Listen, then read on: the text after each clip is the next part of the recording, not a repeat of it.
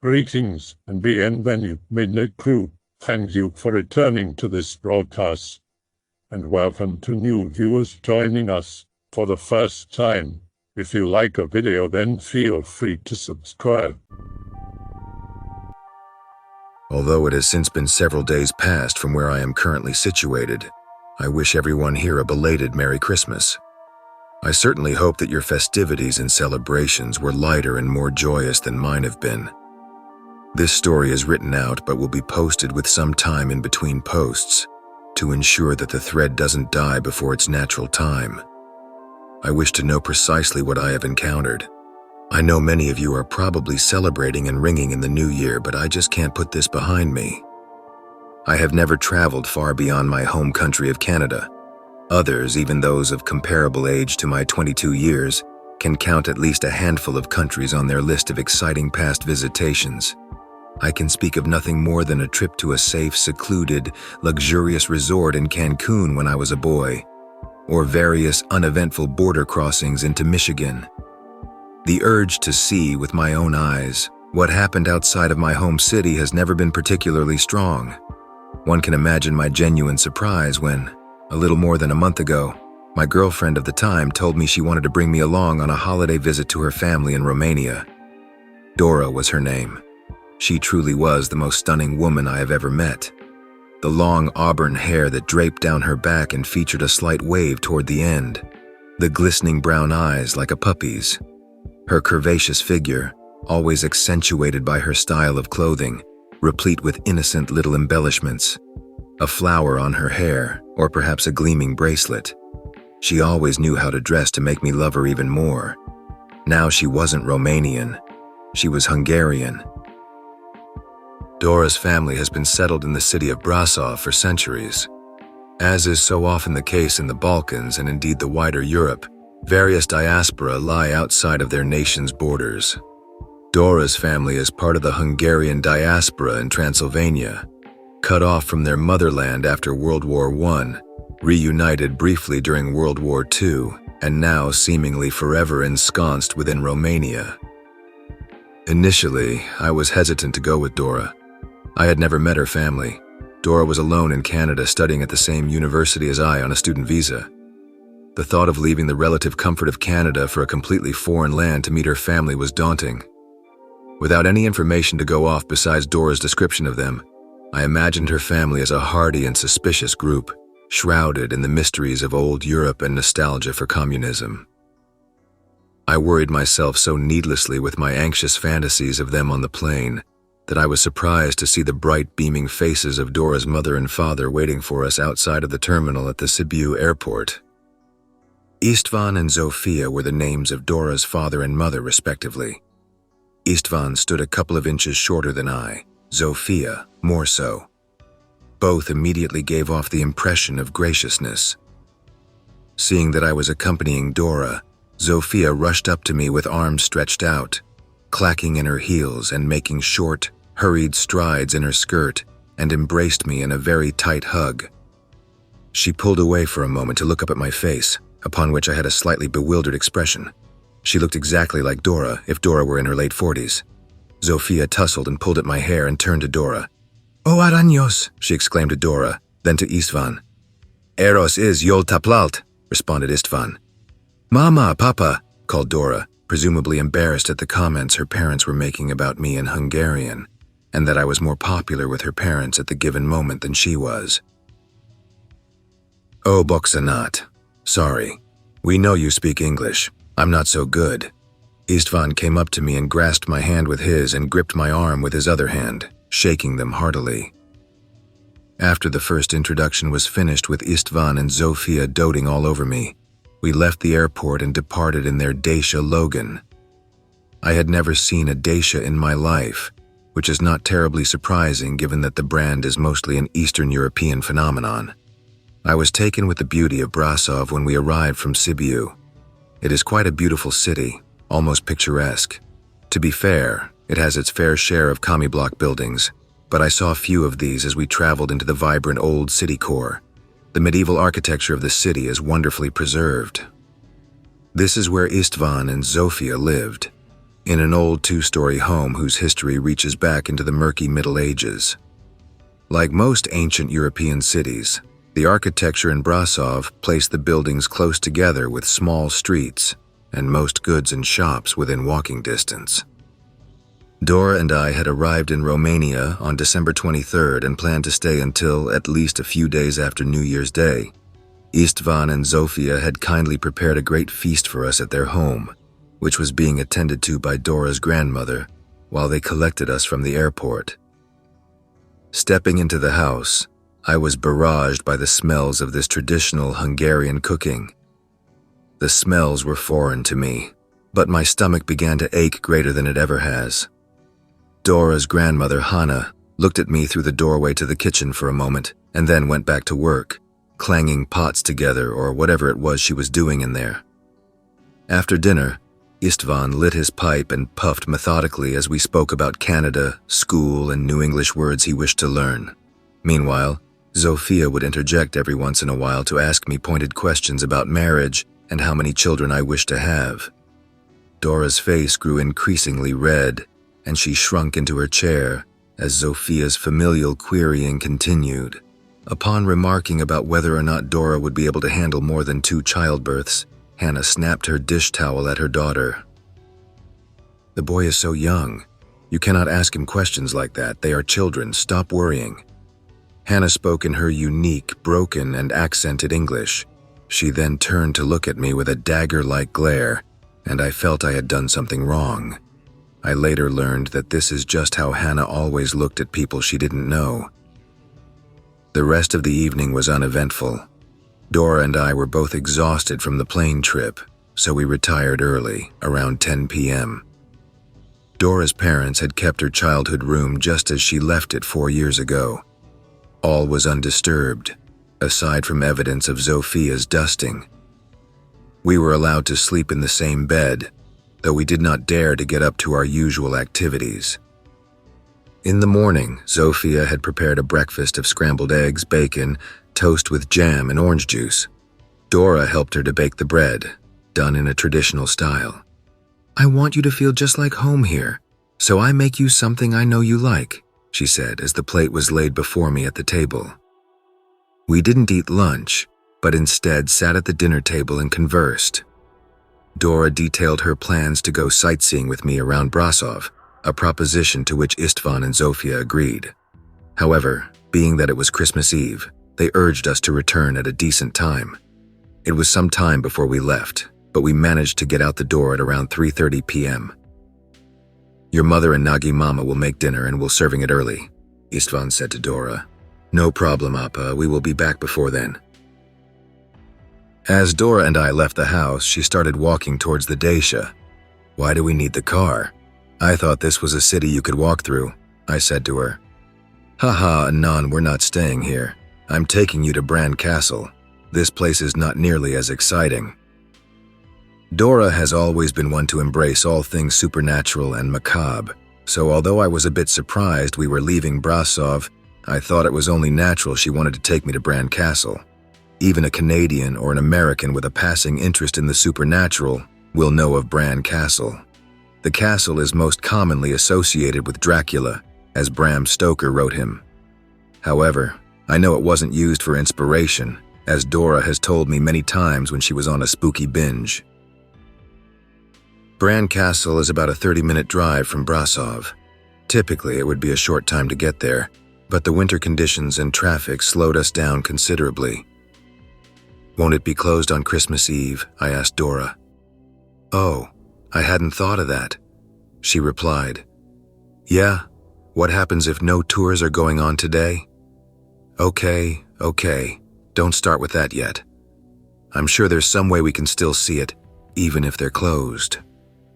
We arrived at the castle after more than an hour of driving, and unsurprisingly, the grounds were closed. "Damn!" Dora shouted. "I'm sorry, Dora. It didn't take long to get here, though. If we go back to the city, we can still see stuff there. I don't want to walk around that dirty city," she huffed. "I actually think it's quite beautiful." Dora looked over at me and stared for a few seconds before throwing her head up in the air, laughing. "We're not going back." She giggled. What do you mean? I mean, Anon, we're getting into the castle. That's illegal, Dora. I don't want to be arrested by the fucking Romanian police on a vacation trip. They'll send me right home, or worse. Dora huffed again and started pouting. This is why you're no fun. God, I can't believe I'm going with you. The wily Hungarian blood was coming out in her, even over such a petty thing. I reached out to grab her hand, and she tore it away. Bye! She started walking off away from me and hopped the fence that blocked the path which led up to the hilltop. I stood there, utterly dumbstruck like a deer in headlights. Dora had to have been on her period at that time. There was no other excuse for her childish behavior. I followed quickly after her. Dora, wait! I didn't want the situation to become any tenser, so I merely kept pace about 20 feet behind her as we walked up towards Bran Castle, rather than running up to join her. However, as the path winded up around a corner, I lost sight of her. I quickened my stride slightly so that I could catch sight of her again. As I rounded the corner myself, I could not see her. At this moment, I began to feel a little worried and so continued up the path to the castle itself, knowing she would be there at the top. She wasn't. I became agitated and anxious. Where was she? There was scarcely anywhere to hide, unless she continued on into the castle itself. I weighed my options. I could return to the car below and wait for her there, or I could go into the castle. Rather than risk an arrest, I'm sure the castle has modern alarm systems. I decided to go back to the Dacia and wait for Dora there. I started back down the path, hoping that I would bump into her, but I did not. Reaching the car, I putzed around on my phone, expecting her to come back any moment. 10 minutes passed, then 15, 20. After waiting for half an hour, it would be fair to say that I was in a distressed state. Can I call the police? No, I couldn't, because I didn't know the emergency number in Romania. It's 112, I know now. Can I drive to the police station? No, Dora has the car keys. Can I wait here? Yes, but I already had for some time. Can I go look for her again? Yes. I walked back up the hill path to the top, and seeing that Dora wasn't there, I turned back again down to the car. When the Dacia came into view, I saw Dora standing there with her arms folded, waiting. Dora, I shouted at her. Yes, let's go. We got into the car and drove away from Bran Castle. Where were you? Where did you go? I thought you went into the castle, I exclaimed. I didn't. I couldn't get in. I tried. Well, I looked for you on the path. Must have missed you on the way down, she replied. We drove in silence for a few minutes before I got up the courage to speak again. Are we okay? I asked pensively. Yes, we're fine. All right, I replied. Dora was good for her word in that way.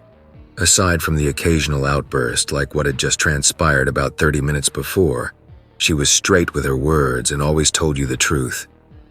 I'm a bit hungry, I turned to her and said. Me too, actually. I didn't eat much at breakfast. Let's find something to eat. I pulled out my phone and opened up Google Maps, dragging my thumb along and looking for places that were open. Nope, no. I scanned through the holiday hours of local restaurants and eateries. There is McDonald's, though. No fucking McDonald's. Ha! Bran Castle serves food and closed at 4, I said. Just missed it, Dora exclaimed. There was one place open. It had great reviews, but I didn't dare pronounce the name and butcher the Romanian language. Take us there, Dora told me, and I gave her directions to the restaurant. When we arrived, the place looked decent enough. Virtually all foot and car traffic had died down as people went home to their families. The restaurant was set into a 3-story building with a solid oak door. As we wrenched the heavy thing open and stepped into the room, I caught sight of a graceful blonde woman sweeping the floors. She looked up at us from her work and smiled. Dese salut, she said. Bună ziua, replied Dora. Stai jos, te voi ajuta într-o clipă. Dora turned to me. He says to take a seat. We sat down at a larger table in the middle of the room across from each other. The table was of solid oak like the door. and a single bitter-smelling candle stood off to one side. It was only a few moments for me to take in the whole place. There was no one else present in the room. Every other table was empty. There was no clinking of glasses and cutlery, only the sound of the woman walking towards us with 2 menus in the crook of her arm. Aici e meniul. Voi doi annuntati makan sunteti gata de comanda. Thank you, I replied. The woman's eyes lit up, and the candle flickered in her pupils, which were almost pin-like in their size. A slight quizzical look glazed over her face. Her juicy red lips pursed gently. It's not often I have Canadian patrons. I was shocked as to how this young woman knew I was Canadian. How did you know? I asked her. I pride myself on being able to place every person that comes into my humble restaurant. I suppose you must be an English Canadian, Ontario, or perhaps from one of the border towns in the province of Quebec, Suija Proche. My mouth hung agape at the skill of this woman's deductive capacities. Equally amazing was her skill with the English language when a scant few seconds ago she was speaking Romanian. She bore no accent with his English, at least no Eastern European one. Her English sounded almost antique to my ears, perhaps the kind of cadence you would hear from Sir Jacob Rees-Mogg, a British politician famous for his usage of received pronunciation. You're absolutely right, I am from Ontario, but nowhere you'd know of, I answered her question. There is a funny twinge to the Canadian accent, said the woman. Although it is often accused of being brutish, I find it more pleasing to the ears than any American's. She then smiled gracefully at me. Dora's countenance betrayed her own amazement. Shall I start you with a drink? You wouldn't happen to have a Molson? I asked jokingly. The woman's arm flashed out to her side and she produced a can of that very same beer, then gently set it upon the table. And for you? She turned to Dora. Just some water, thank you. With her response, the woman walked away to a dark room behind the restaurant's bar. I looked at Dora. Can you believe that? She knew where I was from and everything, and that trick with the beer, wow. Dora looked at me with furrowed brows. Yes, she, the only other person in this building besides us. Anon, are you being stupid on purpose to annoy me? The guy is, well, a guy. Dora, what do you mean? I was cut short by the woman arriving once more with Dora's glass of water. And for you, dear. Now, have you had a chance to look at the menu? No, I'm sorry. Could you please tell us the specials? I asked the woman. Certainly. And then she began to list off all the special meals with confidence and perfect recall. I will have the soup. That sounds lovely. I picked from the list. I will too, chimed in Dora. Excellent. The woman snapped up both of our menus. I will prepare that for you two at once. With that, she retreated once more to the room behind the bar. I turned once more to Dora. What do you mean, he? I asked without any interruption this time. Anon, seriously. The server is a man. No, a woman with blonde hair. Oh, really? Because the man that is serving us has black hair. Dora was raising her voice, and I worried that the woman would hear us while making our soup. At the same time, however, I could tell that Dora was not joking. The lilt in her voice was unmistakable. You're right, it is a man, I'm just kidding. It was a shitty joke, replied Dora. The woman had barely left before she returned with 2 large bowls of the soup, piping hot with steam rising in wisps. For you. She laid 1 bowl in front of me, and 1 for you. She laid the other in front of Dora. Enjoy. Thank you. I smiled at the woman. She clutched a small pendant that hung around her neck and descended ever so gently into her bounteous cleavage. Despite my girlfriend sitting just an arm's length away from me, I could not pry my eyes away from this specimen of womanhood that stood before me. Her hips, seemingly bursting from the sides of her black pants, complemented her large chest. My gaze then trailed up towards her face, where those ferocious and voluptuous lips curled into a smirk as the woman saw me being so taken in by her figure. Her eyes, which I now saw as having a blue-green color, drew me in further. I will leave you two now. I almost thought that the woman had inserted a sultry tone into her voice, directed at me. She walked away once more. Dora gave me a harsh glare, but we were able to eat in peace. I was delighted by the soup. Its flavor was better than any I had ever tasted before. I was tempted to ask for seconds, though this was foiled by Dora asking for the bill. "Leaving so soon?" called the woman from behind the bar. I had the impression that she had been watching us eat the entire time, out of view. "Yes, please," answered Dora. "Cash or card?" "It'll be card." The woman then brought over a handheld chip reader and punched in the order and handed a copy to me. "No, I'll get it." Dora interrupted me as I drew out my wallet from my coat. She scraped the bill off the table and retrieved her own debit card.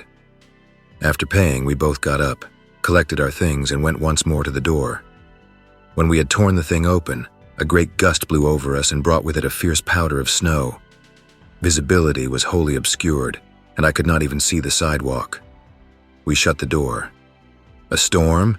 You're welcome to stay here until it blows over," came the woman's voice from behind us. With no other options, we sat down at our table once more and passed the time with some trifling talk with the woman.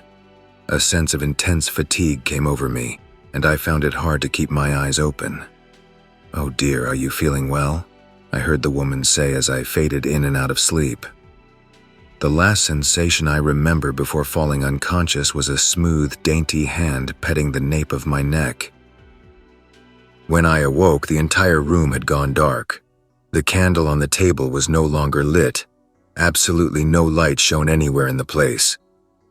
I pulled out my phone and the time on the screen jumped out at my blurry eyes, 12:14 a.m. I sprung to my feet. Dora and I were supposed to have returned to her parents' home hours ago. How long had I slept? A chill sped up my spine. Where was Dora? Dora? No response. I turned on my phone's flashlight and waved it around the room. Dora was not in her chair. Dora wasn't in any chair. She wasn't behind the bar when I looked there. "Dora!" I called out once more. Again, no response. I tried calling her. Her phone wasn't anywhere close, but I could just barely hear the ringtone from somewhere in the building. I followed the sound into the room behind the bar. Still faint, but it was louder now. It sounded as if it was coming from within the floor. I shone my light down on the floor and saw a cellar door with a large ring handle on it. With no other options before me, and Dora's phone sounding as if it was below, I pulled up the cellar door. It creaked terribly, and a fetid odor struck my nose. I ventured below on the steep stone steps into the enveloping darkness. The corridor at the bottom of the steps was tight. Some kind of moist moss clung to some of the stones which made up the walls. The hall led to a blind corner. I turned slowly to face it, my nerves entirely fried. The hair on the back of my neck tingled horribly, and my hands began to shake as I felt the adrenaline rush coming on. The blind corner led into what I could perceive as being a more extensive room, not another tight passage. My phone's light did not reach far into this darkness. I heard noises from further within the room. Taking a step, my boot gripped a piece of metal that scratched on the stone floor. A pair of red eyes materialized in the black, and the noise ceased. My fight-or-flight response engaged, and I remained rooted to the spot. The eyes grew larger, unblinking, and something shuffled towards me. Stepping into the cone of light projected by my phone was the woman who served Dora and me earlier. Her lower face was covered in blood, dripping off her chin in a dribble originating from her mouth. She reached out for me with a vastly elongated arm that bore dagger-like nails. I lunged back as her hand swiped at me, and I turned on my heel to rush back around the corner and up into the restaurant. I clambered hurriedly up the steps, slipping on the sharp stone and smashing my face into it. Pulling myself upwards, I felt the wooden frame of the cellar door. I dragged myself over the top as beastly sounds bellowed from behind me, intermixed with words of a piggish language I did not know. I slammed the cellar door firmly and stood on top of it, swaying back and forth as the chemical rush pounded through my veins. The woman, or thing, below bashed at the cellar door and knocked me off balance, stumbling onto my rear as the door swung open and clattered on the hinges. I saw those same red eyes rise up from below. I attempted to scramble to my feet once more, but my muscles failed me. The creature's eyes bobbed to and fro as it shambled towards me. Those wicked orbs grew closer and closer still, until I felt a great weight press upon my whole body. These eyes were mere inches away from my face. "Just give in to it," the creature murmured in the same genteel voice as it had hours before. Frozen underneath this woman or creature, whatever it was, I struggled as mightily as I could to get out. Another hand slammed my head down onto the wood. "No, no," came the voice, followed by more of that devilish foreign language. The creature then sat up on top of me, freeing my torso. Taking this opportunity, I leaned up as far as I could and pushed the demon back, sending it falling backward down into the cellar, screeching as it went. I jumped to my feet and felt my way out of the room, around the bar, and towards the heavy oak door that sealed this accursed place off from the world. Bumping painfully into tables and chairs, I reached the damn thing and wrenched it open. Outside, there was no sign of the blizzard which held Dora and me off before. The air was still and streetlights brightened the tight European roads. My legs had found strength again, so I ran like a madman out of the restaurant and down the road. After I had put some distance between myself and the restaurant, I pawed for my phone in my pocket. To my horror, it was gone. It dawned on me that I must have lost it during my struggle with the foul creature. With nothing left to do other than keep putting space between myself and the restaurant, I walked in the middle of the road throughout the town I was in. After some minutes, a car approached down the boulevard, crunching up snow under its tires. It stopped in front of me. I went up to the window. A bald man cracked it. "Sí, I'm lost. Sí, no inglesa." I suppose I had been a bit spoiled with Dora, being that she could speak Romanian and Hungarian and translate both for me. Police? Can you take me to the police? Police? Politi. Police. Politi." I assumed that the man understood I wanted to go to the police, so I tried to open the locked rear passenger's door of his car. "No, walk." The man rolled up his window and started driving down the road. I walked alongside the car to wherever he was taking me. I remembered then that Romania is a dangerous country with many criminals. The man's actions were completely understandable, not wanting a stranger who was walking in the middle of the road to enter his vehicle and possibly harm him. Reaching the police station, the man rolled down his window again and shouted, "Politi," before speeding up and driving away. I entered the building. Sitting at the front desk and looking as worn as anything else in this country was a rotund police officer. He was mindlessly flicking away at a television before he saw me approach. He set down the remote with a groan and turned towards me. "CE. I would like to report an assault and a disappearance." "CE. Oh, I speak English, no Romanian." The officer frowned at me and stood up from his chair. He slapped the desk. "Asteptati ici." I guessed that he wanted me to stay there, so I complied. In a few moments, he returned with another officer who was garbed in a long black coat and smoking a thin cigarette. "Băiatul spune că poate vorbi doar engleza," said the fat one to the other. "Voi vedea ce are de spus," the smoking one replied, then turned to me.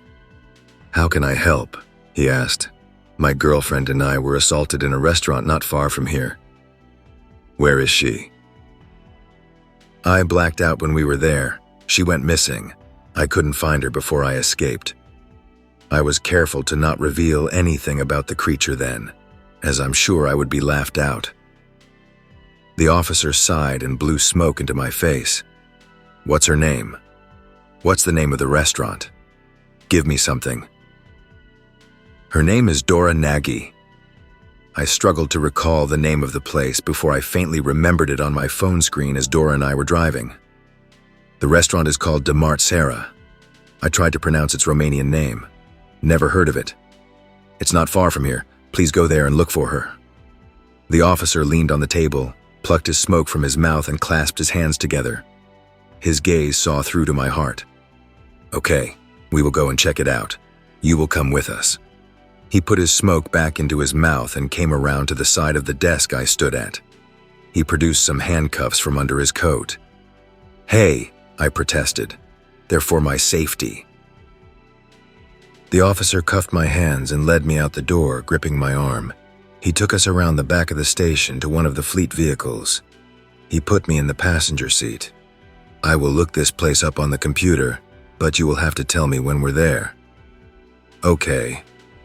The engine came to life, and the officer rolled the car out of the lot. The onboard GPS led him down the same streets I walked with the man who led me to the station earlier. As we turned onto the road where that place was, I watched the figure of the building approach. "Here," I told the officer. He looked at me, then turned the car off. We both exited the vehicle.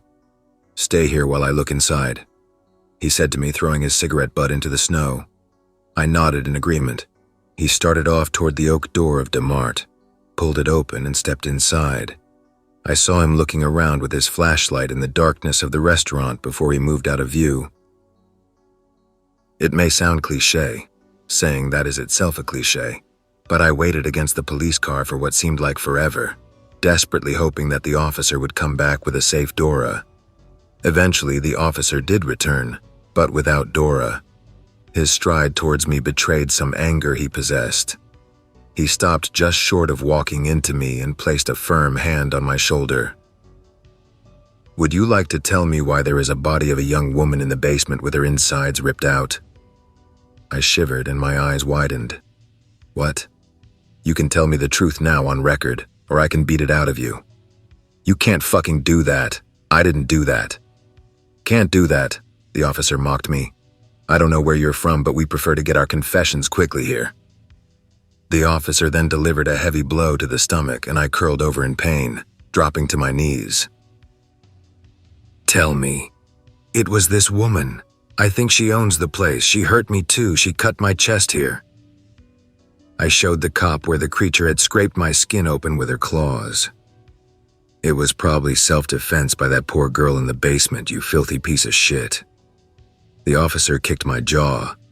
I laid on the ground looking up at him silently. "Fine. One pair of boots not enough? I'm sure everyone at the station would love to beat a murderer before we put you to trial." The officer stooped down and pulled me up to my feet, pushing me towards the car door.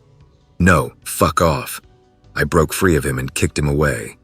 "Katia," he shouted, drawing a pistol from the holster under his coat. I ran into him and shoved him down onto the snow. His gun fell out of his hand, which I scooped up from the ground. I then pointed it at him. "Leave me alone, stop. I terminat." Scared shitless at the situation, I ran down the street, away from that restaurant and the officer. He didn't bother to chase after me. I spent the next part of the night hiding underneath a stone bridge in that town, sitting underneath one of the arches. Sitting by the gentle river, I reflected on the events of the night. Given that this was the first chance I had to rationalize everything, I broke down in tears. Dora is dead. Where will I go? What will I do? Feeling trapped in this country, within which I would assuredly be hunted down, logic led me to a frantic plan which turned out to work. As I live and breathe behind this computer, it worked. Fuck me.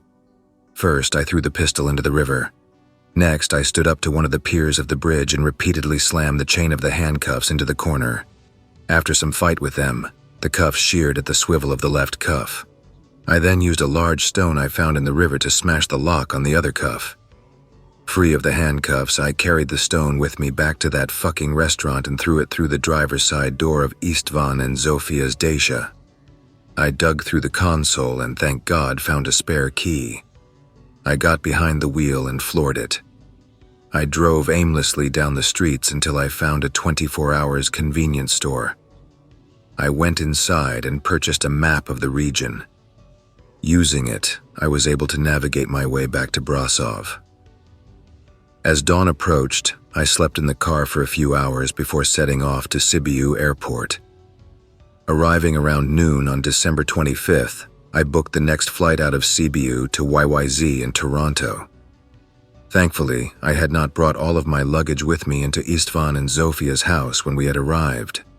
The suitcase which remained in the back of the Logan was the one that contained my passport and essential items. I returned to Canada at 2 p.m. on December 26th. From Toronto, I booked a shuttle back to my home city and flopped down onto my own bed by 4 p.m. on the same day. I began writing this story a couple of days to help myself cope with the events, but also out of a selfish yearning to know what it was that I encountered in Romania. Unlike that fucking cop, I think you guys will take me a little more seriously. Vampire? I don't think so. Dora was adamant that she saw a man, whereas I saw a woman. I don't know of any vampire legend that Dora told me of that spoke of a shape-shifting vampire. Was it some other kind of creature? Why could it speak English so well? All of these questions are swirling around like a blur in my head. I've taken to the bottle. I'm sure the police will catch up to me.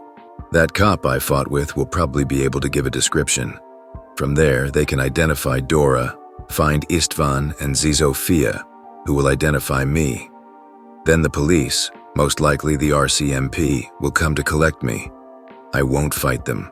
I want to fucking die anyway. What is prison? I've just spent New Year's Eve alone in the apartment Dora and I used to share, nursing a Canadian club. I was going to hang myself tonight, but I resolved to finish recounting these events and find some answers before doing so. Please help me. Anon, I have no idea what happened to you, and I hope to dear God this is a LARP. That sounds absolutely fucked, and I would assume it is vampires. If vampires haven't been caught for this long, then it only makes sense they can shape-shift or alter your perception. It's also possible you were just drugged heavily by cannibals. Either way, the fact that they spoke English and were able to identify where you lived is pretty telltale of vampires.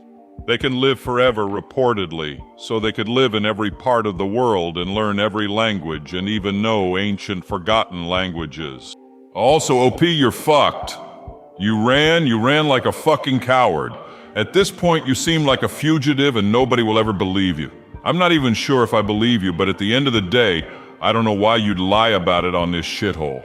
There's a good chance you're completely fucked, even though it makes no sense for you to murder someone and then immediately go to a police station to report it. Why wouldn't you have just left to begin with? But they don't care, and the law won't either. I hope that you enjoyed tonight's broadcast. If you enjoyed tonight's story, then please subscribe to the channel as more Greentext will appear daily. A new broadcast will appear when the clock strikes midnight Central Time.